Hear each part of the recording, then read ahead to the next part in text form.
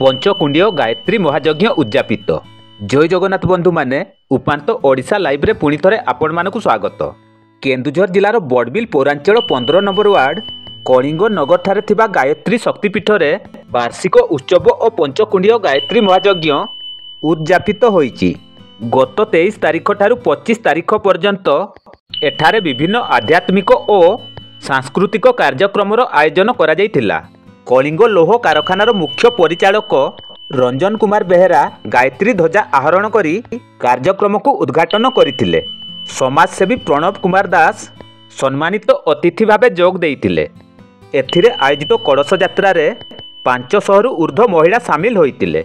बालेश्वरु आसिथिबा परिव्राजक राजेश कुमार पंडा और प्रमोद कुमार प्रवचन देइथिले। शिशु कलाकार मानकु नै सांस्कृतिक कार्यक्रम आयोजन करा जायतिला। उद्यापनी दिवस रे ओडिशा खनि निगमर CSR अधिकारी नूतन राउत मुख्य अतिथि भावे जोग देइथिले।